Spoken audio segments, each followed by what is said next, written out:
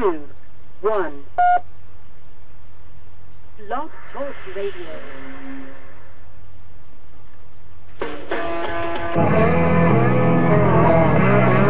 He took an oath to defend the Constitution of the United States of America.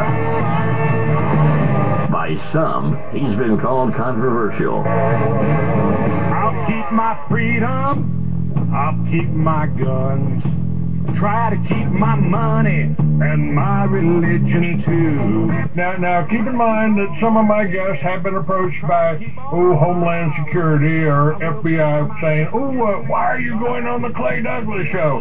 My message to those guys, if they're listening this morning, is go get a cup of coffee. Maybe you'll learn something. We both took the same oath, to defend the Constitution against all enemies, foreign and domestic. I don't recall there being an expiration date on that. I'm going to keep my big BA, keep my friends the same, keep the government out of my business, and y'all can keep the change. He is the free American, Clay Douglas. We know what we need. We know who to blame. Catch the Free American Hour, weekdays at 7 a.m. Pacific, 10 a.m. Eastern. I'll keep the USA and y'all can keep the change. For the podcast and more details, visit www.freeamerican.com or catch the podcast by phone by calling 832-999-8621. Good morning, ladies and gentlemen. Welcome to another edition of the Free American Hour. I'm your host, Clay Douglas. And my guest today is William Blair. He's the auditor and the author of Indigenous Rights. Hello, William. How are you? Good morning. This is going to be a very, very important discussion this morning. Good. Let me give everybody just a little overview. I'm working on an article right now, William, that basically says I quit. And what I mean by that is at a time when the newspapers are closing down, the bookstores are closing down, and we've got people out there that are trying to do something. People like Sheriff Richard Mack, who's running for office in Texas, and he has also tried to start the a sheriff's convention of constitutional sheriffs. And yesterday I got a bulletin that Biden's son and some other people in Delaware are trying to remove the sheriffs from having any arrest privileges. I mean, am I seeing conspiracy theories here, or is something happening?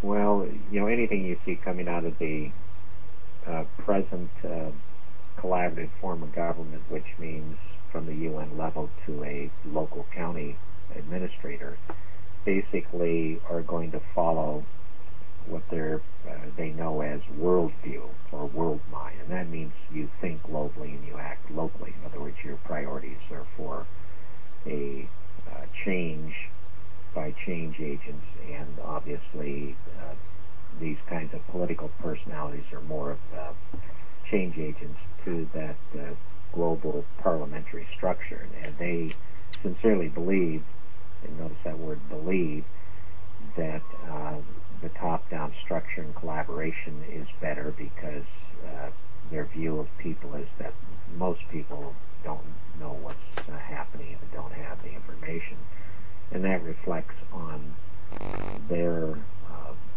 own failures to fulfill their oaths of office and their allegiance, certainly.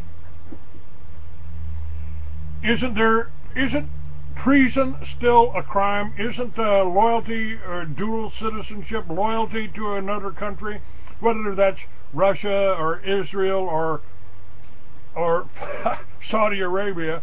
I mean, why aren't our politicians even concerned about that. Or maybe they are. Maybe that's why Bush bought land in Paraguay. Well, there's, just to preface, this is a good preface to what we're going to talk about today.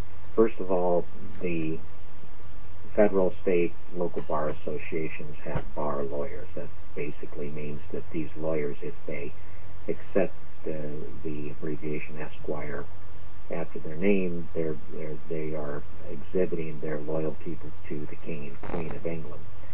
In the UN parliamentary structure, it's very clear in its doctrines, and these are capstone doctrines. That means that they're both military and civilian. Basically, that says we're the final sayers of what's right and wrong, and that's a matter of just looking and reading the articles. As the paradigm, or what they call a paradigm, actually it's really just economic channeling, as it tightens and they try to hold on to their monetary system, certainly they're going to use more force of law. And these lawyers obviously are actually involved in more than just a possibility of treason and sedition under the definitions. They're also committing misprisons of perjury. In other words, they're not explaining what they did from day one. Most lawyers look at their clients, and so does the law, as monsters. And basically that means that they're persons of unsound mind. So when you go into court, you really don't have any standing as a client. You're just there as some sort of human capital or human resource or property, whereas the attorney is actually an officer of the court. So when they fail the allegiance test and fail to tell you that they're really making up law, they just kind of make up things as they go along, and that's called law arbitrary. The problem with the UN Assembly, the ISO system, International Standards Organization system, is they're driven by market-driven standards, or what they modernized as solutions. They call it solution sets. Now in that, it's very clear that the solutions require values neutral. You can't be judgmental on anything. In other words, if it makes money, it's good. These are known throughout hundreds of years as sumptuary laws. That means that the elite classes developed laws that would keep them rich and keep the masses in order, such as community development quotas, as they're coined now, and that fits into sustainable development. Sustainable development is a doctrine, and they measure it by proof of concept.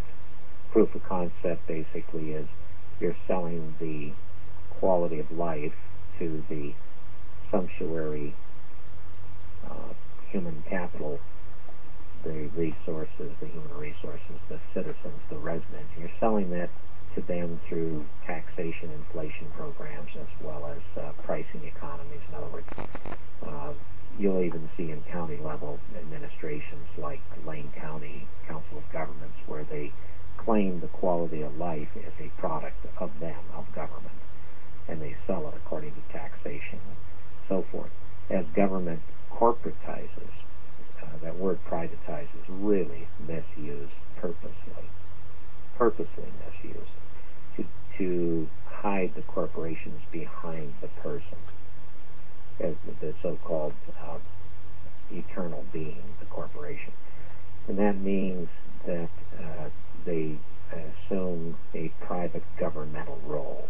Now, what happened to most of the NGOs, the non-government organizations in America, especially in the environmental movement, is they've assumed authorities. So on these presumptions of law, they're not really lawful. They're not really law within the meaning of law, because it doesn't come from people.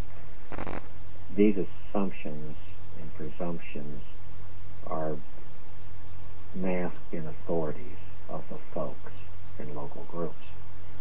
Now, as we approach, and we're in it, and it has been going on a step at a time, and that is, are we going to go back to resilient communities in this country in these states, in these counties, in these cities. The rationale that they follow ranges, but basically, if we're going to look at the resiliency of a community, how are you going to do that? How are you going to get back to Liberty Village if the human value neutral in the community, in the city, in the state, in the nation is so neutralized and non-judgmental that they could not come up with a definition of resilience or even community. This is very self-evident in the more of the force of law, which means we force the Patriot Act series, all in the interest of security. People love that fear card. Fear-motivated action seems to be the theme of American communities now. That's even true in the Patriot movement, William. It's like, be afraid, the new world order's coming. Be afraid, be afraid. Well, they are. We'll just get right to the heart of that real quick and make it simple and clear. We are the new world order. Let's just get over the so-called conversational hypnosis of conspiracy. The plans are well written, and certainly I'm surrounded by 100,000 pages of files. Doesn't matter, capstone, the international cartels that are dealing with sustainable this and that. But there's something missing from the Patriot Act, and this is very important to consider when you're going to revitalize or remediate your community situation, a risky situation at that. Somebody forgot to put in the definition of patriot in the Patriot Act series, and that's a very glaring matter. That is a matter of liberty, and from that you start getting into different kinds of signage or the wrongful assignment of powers. And over currency, this is very clear that this happened with the using the British military system and a currency. Say you go into a local community and you say, I want to have a Liberty Village. Well, the first thing everybody's going to do, because they're assuming and presuming, is they'll go into the banking system. That's the first thing they'll do. They'll go into credit debt banking. And the second thing they'll do is use somebody's foreign currency or a medium of exchange. So immediately they're defeated. The rest is just kind of aggregate allocation of burdens and benefits, pains and penalties.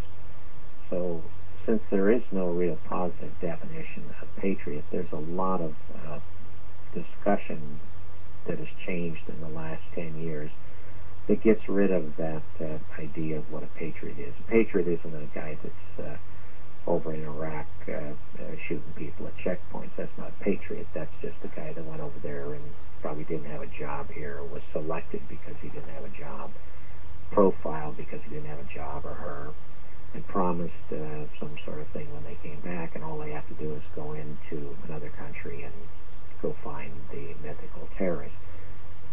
Terrorism, which are basically, but I've said the war on terror, William, is a war against anyone, anywhere in the world that doesn't want to go along with one world banking, a one world government. You'll notice that the evolution of the word terrorism, certainly I can turn that law against anyone I want. It's so overboard and broad in its scope of plausible guilt that I could literally go in and just say, here's the definition of terrorism, you're it. And that is a very indecent thing, and it's coming full circle. In other words, the terrorist hunters are going to be terrorists, and that lies in the fact that terrorism has been mutated purposely by lawyers who work for the American Civil Liberties Union, ADL, and on, ALIC, all of these different people. And they love that word potentiality. And their theorem is an ounce of prevention is worth a pound of cure. Well, that's great when you live in communism collectivist society where everybody obeys automatically. If you're going to deal with absolute freedoms, liberty, so forth, the right to actually evolve your own mind, your own psyche, then and have creativity, especially at a community level, then behavior conformity is a problem. It's not creative. And it's going to come into a situation where the state of mind wars fail. They always fail. They're designed to fail. Fascism is designed to kill. That's what it does. It kills. And that's history. That's the definition of the paradigm. So we can just set aside these massive prosecutions of people under the Patriot series. Let's just put it this way. Can and will be used against the prosecutor and the false witnesses. So what the prosecutors have done in potentiality is they're going to bring the jurists right to their own door. The day is approaching and is here. It's just a matter of how big it is, where prosecutors will start getting prosecuted. Judges will start getting prosecuted. Administrators within agencies that have been way beyond their administrative duties and advanced into legislative roles and so forth. Those are the kinds of people that will, by their own standards, will get prosecuted. So that is going to happen. And it doesn't matter whether it's a rough ride or a smooth ride. The collaborators, just like in 1945, when that war was over, World War II was over in Germany, the people that survived that were still in the streets of the bombed out cities, they went after the collaborators with machetes, axe, hammers, fists, anything they could use. And they took them out in the streets where they stood. Everybody. So collaborators and what has evolved here, that you got to keep that kind of a mindset of that secular political ideology, collaborative governance. You got to keep that out of your community if you want that community to have resilience. And the reason is they took a perfectly good thing like stewardship contracting and they corrupted it. They co-opted it. Now, the reason I'm talking about all this is that in the context of what you're calling Liberty Villages, really that's about a dynamic relationship of community people one to another. And it's based on decency. And in it, in our work, we deal with a lot of indigenous clients. And it's very important that you have some sort of value that'll work across the lines. And I'm looking at the screen here. This is internal material for Infraspect. Because basically our mission at Infraspect is to provide insight and parity to our clients. And that's based on fidelity and trustworthiness. We regard the differences that go after ensuring that sovereignty of real people. And regarding the differences is much better than respecting people. You are the author of the Indigenous Rights paper, a paper on indigenous rights, and you point out that we're all indigenous now. The Indians are no more indigenous than I am right now. I was born in Texas. That makes me an indigenous Texan, doesn't it? It's important. It's important because this is going to be the continuity of interest that gets everyone through. We don't speculate on it. We look at history carefully as auditors, and we have some basic outlines to this. We look at a model that was perfected a long time ago, 1970s, but it never went because the people who were in the principles of consumption and pricing hard didn't want it. And I can give you the who, what, why, when. The who that we look at in this continuity interest is the natural beings, the real people. That's an intrinsic identity. That's about a sovereign, personal, political power holder. The commitments these people make are all kinds of things, arrangements, agreements, exchanges, bonds. And then you have to look at the attributes. What are these attributes? Attributes of life, as we call them. And that is sometimes we refer to it as this indigenous sacred estate held in the land. And that involves people, perceptions, all kinds of environmental aspects. We look at families, we look at associations, creative experiences, we look at aspects of community, like culture and tradition. Then we go into examples, and basically the examples are there in all the communities. All they have to do is not nod their head every time somebody speaks. The center of it will be trust, which basically means truthfulness, honesty, faith, regard. The demonstrations that are going to be, I'll give you an example, proxy, oath, philosophy, deeds, actions. In other words, what's been going on in the collaborative movement is a hidden proxy. It's been carefully codified through various acts like the Forced Legacy Act and a lot of these environmental acts. Basically, the people within the communities called the folk, they call them the folk, and they're all seated at the table and they're all on the same page. Well, what we found in the community collaboratives, they were all on the same page, but they were certainly reading the wrong book. And unfortunately, that brings us back to the lawyers and the academic personalities. Some people refer to them as quackademics. What we see is the hard application of collapsing wrongdoing to the authority of the global cause. In other words, it's worldview, world mind, world spirit. Now, these doctrines I'm talking about, I didn't make them up. They're not my opinion. These are things that people can find throughout world history. In every tyranny is brought in through a collaborating group of what are known now as a decision maker, a partner, and a stakeholder. But in actuality, it was a lawyer, an administrator, a scientist, and an enforcement personality. That's always the team. And now we see it in indigenous country where the power brokers within the IRA system of tribal governments now are just creating decision teams. And they'll say it frankly right out.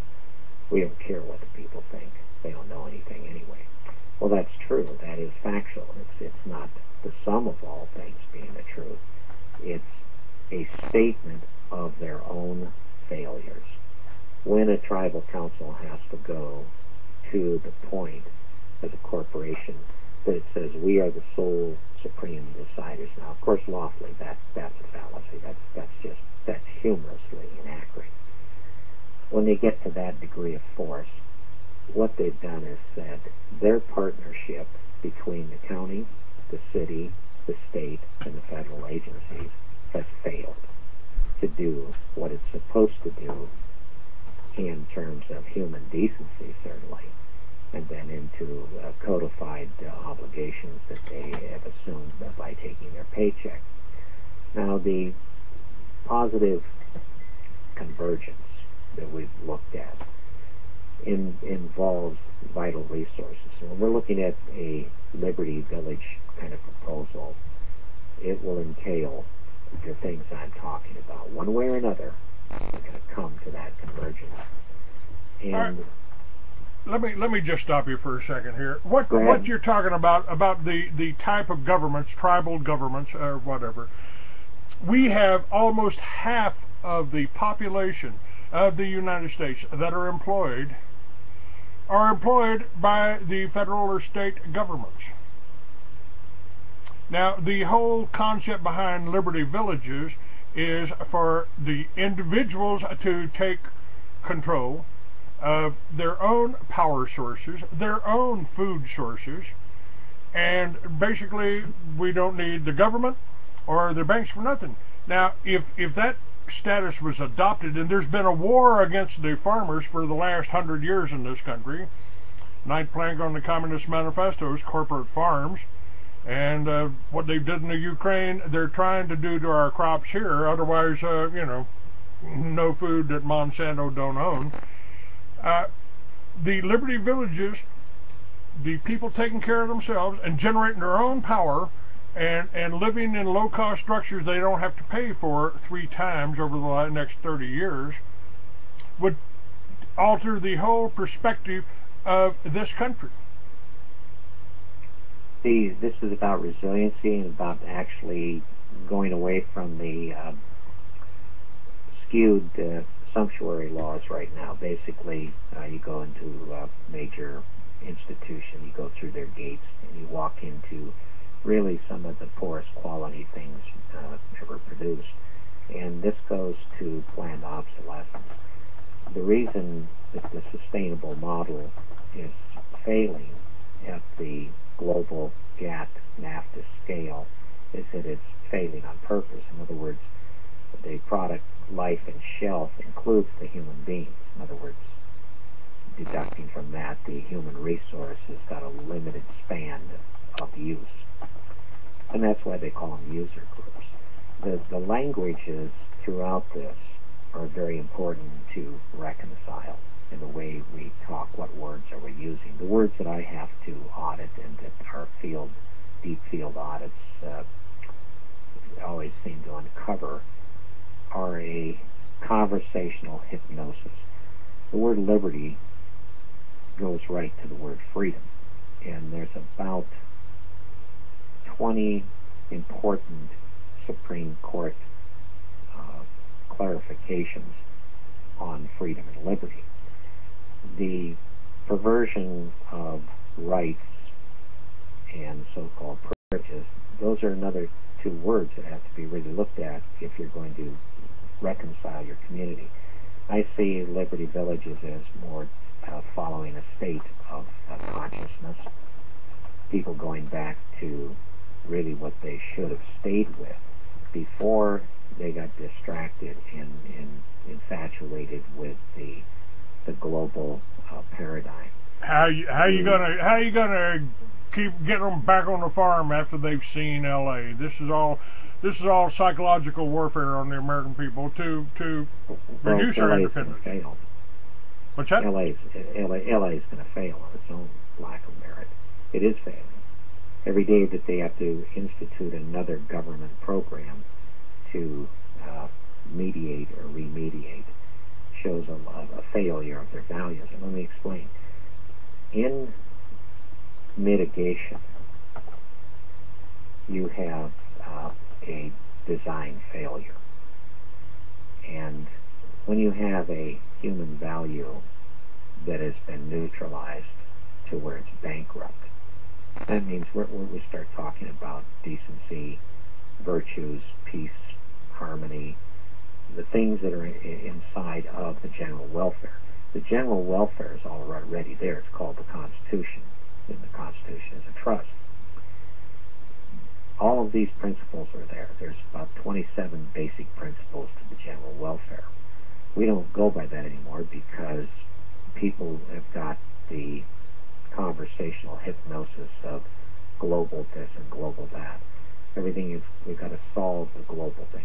There isn't going to be any solution to the global thing, certainly done by the people that call themselves collaborators now.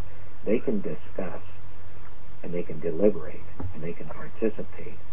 But what I've noticed in the local communities is that the collaborators left their own communities behind, and as they spike and become fewer and fewer collaborators with more and more government funding, the more they're alienated from the real community, which has really a real interest in living under attributes of life. So